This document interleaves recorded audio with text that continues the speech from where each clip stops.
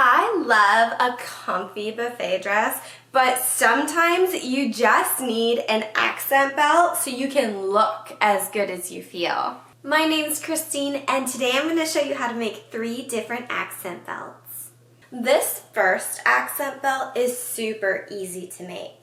You can achieve a similar look by using a drawstring or a shoelace, but it will look much cleaner if you use bias tape or blanket binding. I used 1/4 inch double fold bias tape for the one I'm wearing today. But today I'm going to use some pink satin blanket binding to show you how to make it. You can measure out your desired amount by wrapping it around your waist, but I think this scrap piece I have is perfect.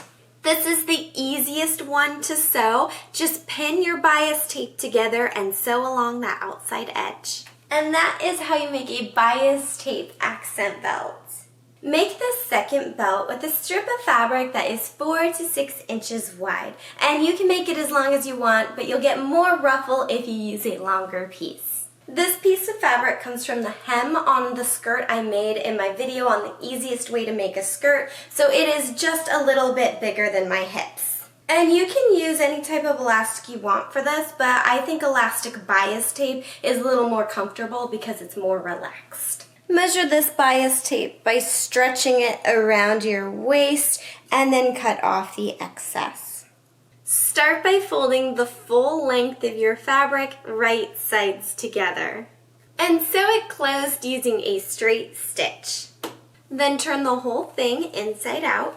Then feed your elastic through, pinning it to each end. Stretch your fabric out evenly and sew a zigzag stitch across that seam line, keeping the elastic aligned with it. And sew through all layers of fabric.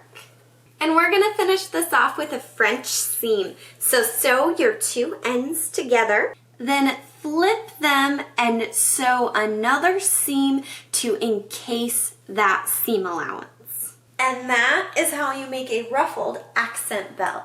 This last belt is a little more involved, but it is my favorite one. You can use whatever fabric you want for this one, but I'm going to be using these old pant leg scraps from an old upcycling project. And you will need a button for this belt. I think a 3/4 inch or inch wide button works best. Measure for this belt by wrapping a measuring tape snugly around your waist. Then add 1 inch for ease, 1 inch for your seam allowance, and 1 inch to overlap your fabric for the button. So add 3 inches to your waist measurement.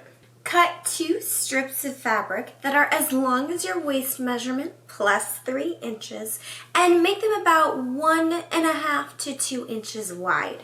And interface one side so your belt will hold up longer with wear. Then iron or finger press a 1/4 to 1/2 inch seam allowance on either side of each strip.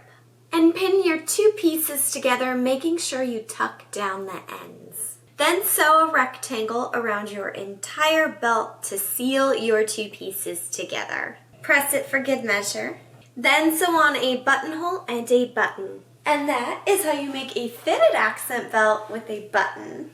And there you have it, 3 different ways to make your own accent belt. I'd love it if you let me know in the comments how yours turned out. Leave a like on this video if you haven't already, and do consider subscribing to my channel so I can make you look fabulous.